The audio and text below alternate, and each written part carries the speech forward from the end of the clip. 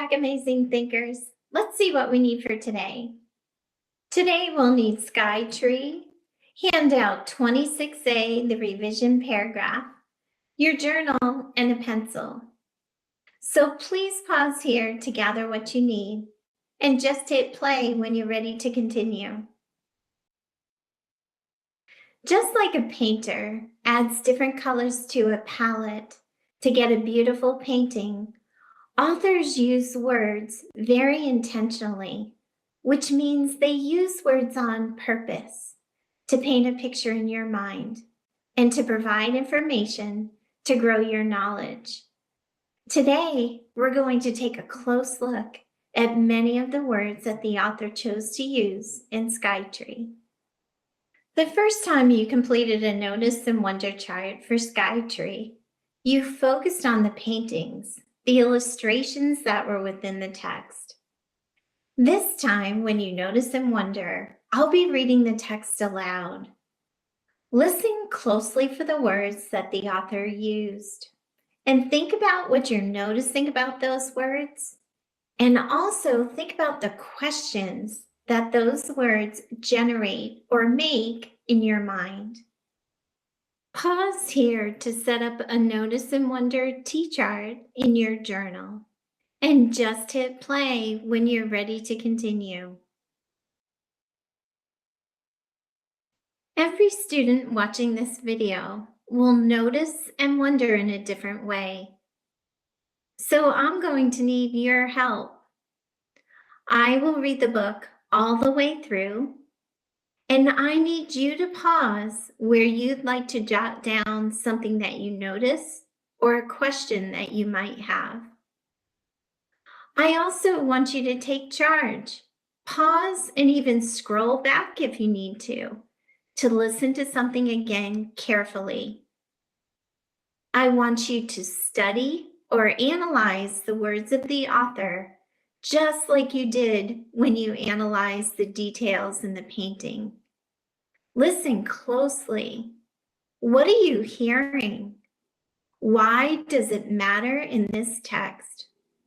Really notice the words that the author chose and write down all those questions that you have, all those scientific questions that can help you think and explore and learn. Ready? Here we go. Sky Tree by Thomas Locker. Once a tree stood alone on a hill by the river. Through the long days, its leaves fluttered in the soft summer breeze. But then the days grew shorter and the nights longer. The winds became cold and the tree began to change. Autumn came. The leaves of the tree turned gold, orange, and red. Squirrels hurried to store nuts and acorns. The sun rose later each day. One morning, light glistened on a thin silver frost. By the end of the day, many leaves began to fall, first one and then another. On a gray day, an old snapping turtle buried herself in the river mud, where she would sleep until spring. The tree's bare branches reached toward the sky. The clouds opened, and for a moment, the sky filled the branches. On a misty morning, a flock of birds landed where the tree's leaves had been. The birds chirped, squabbled, and sang. But suddenly, their wings beat the air, and they flew away. There were many interesting words on that page. I have so many questions. Clouds gathered and filled the tree's empty branches, and then drifted away. Ice formed on the river's edge. With its roots deep in the earth, the tree stood ready for winter. Snows fell. Snug in their nest, a family of squirrels huddled close through the cold winter days. At night, millions of stars twinkled among the branches of the tree. Beneath the river ice, the old snapping turtles slept. The world was waiting for spring. Late one afternoon, a golden light streamed through the clouds and warmed the tree. The ice on the river began to melt, and the snow disappeared into the ground. The smell of wet earth filled the air. Squirrels raced through the fresh grass and up the tree. Sap rose to the tree's tight buds. I am noticing a lot of change, and I know you are too. Be sure to jot it down. The old snapper crawled out of the mud to lay her eggs on the warm hillside. The tree's leaves uncurled in the spring sunlight, and the birds returned to build nests for their young. The tree stood on the hill by the river. Once again, its leaves fluttered in the soft summer breeze. Don't forget, the really cool thing about a video lesson is you're in charge. If you'd like to scroll back on the timeline to listen to something again closely, or to look at the illustration closely, you can do that here. Pause to go back to add to your Notice and Wonder chart, and then just hit play to continue to the next part of our lesson. How does Thomas Locker communicate to us about change in this text? Another way of saying that is, how does Thomas Locker tell us about change using the words and illustrations in this text? I'd like you to pause here so you can think about that question, or if you can, discuss it with a learning partner. What did Thomas Locker do to make the changes that were happening very obvious to us as readers? Just hit play when you're ready to continue. We can learn even more about Skytree by looking very closely or examining words that Thomas Locker chose to use in this text. We're going to examine these words using one of my all-time favorite strategies called outside in. So let's have a go. Pause here to write these two words in your journal. First, write the word disappeared. Count down 6 lines and then write the word uncurled. Just hit play when your journal is all ready with these two words, and then we'll get started. Let's examine the word disappeared. When we use the outside-in strategy to examine words, first we look outside of the word in the sentence that surrounds the word. So let's take a look at that. The ice on the river began to melt, and the snow into the ground. What's going on in this sentence? What's happening to that snow? When we think about those context clues, which means the words around the word we're examining, it can give us a clue into the meaning of the word that we're examining. Tell your learning partner, what's happening to the snow? What does disappeared mean? The second part of outside in is to zoom in closely on the word and to look at the parts of the word. So today we'll look at the prefix and also the base word or the root word. Dis means opposite. Dis also means away. And if we think about the base word inside disappear, that word is appear. And appear means we can see it, it's there, it's appeared, it's come before us. Dis means the opposite is happening, which means something is going away. Tell your learning partner, what is going away? What's beginning to melt into the ground?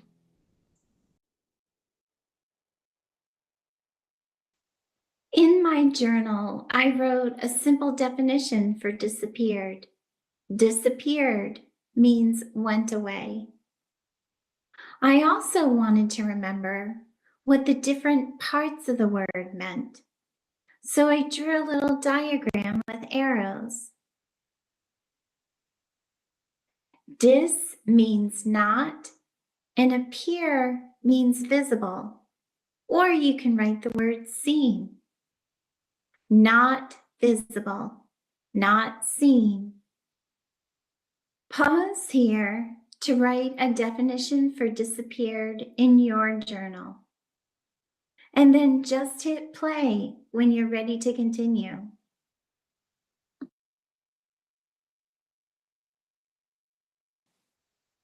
Now it's your turn. Let's go to another page, and it'll be your turn to examine a word using outside in. The word you'll examine is uncurled.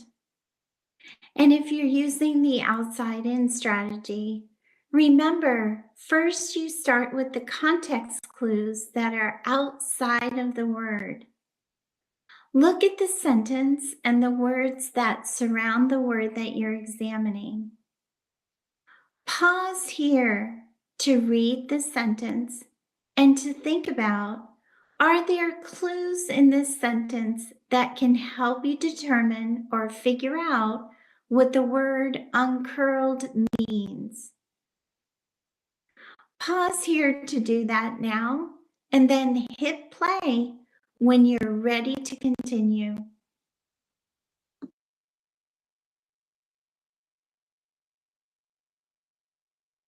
You've examined the outside of the word. Now it's time to examine in. Zoom in on uncurl and break the word into two parts, un and then curl. Un is the prefix, curl is the base word.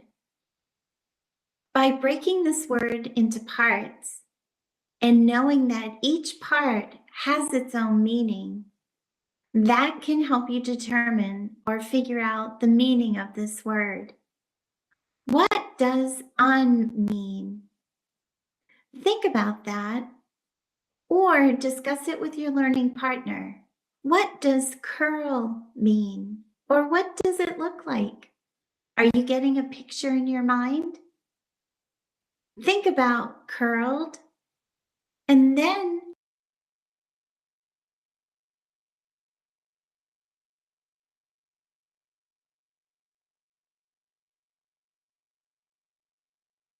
try to picture uncurled.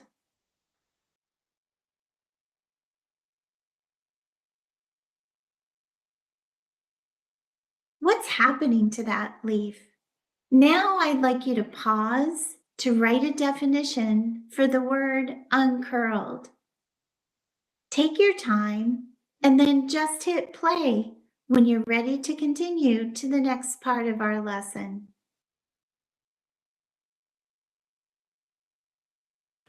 Why is revision important? Revision is important because your words matter. Just like Thomas Locker, you are an author. Every time you write, and your words matter. It's so important to reread them to make sure you've chosen the words that you want to use to communicate with others. Pause here to grab handout 26A and your pencil, and then just hit play when you're ready to continue. Today, you'll have a chance to practice revising or changing to improve a paragraph about trees. Let's take a look at the directions and the question at the top of the handout.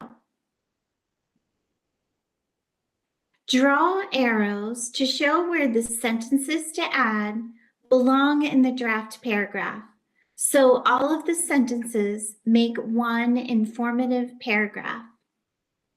Here's the question. How do changing seasons impact the leaves of deciduous trees? When a paragraph is missing important pieces, writers can revise it by adding more sentences. The sentences to add are: the leaves on trees change in every season. In the autumn, the leaves change color and fall off. Look up at the draft paragraph and draw arrows from the sentences to add to where they belong in the draft paragraph in order to make the draft paragraph a whole informative paragraph. Pause here to do that now, and then just hit play when you're ready to continue.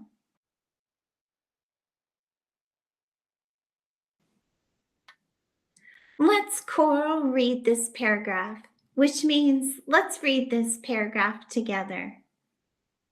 The leaves on trees change in every season. In the spring and summer, trees grow green leaves. In the autumn, the leaves change color and fall off. Trees do not have any leaves in the winter. Trees' leaves change with the seasons.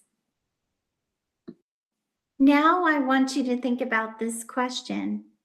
How did revising this paragraph make this paragraph stronger? Think about this on your own. Whisper your thinking to me or discuss it with your learning partner. Then just hit play when you're ready to wrap up our video lesson.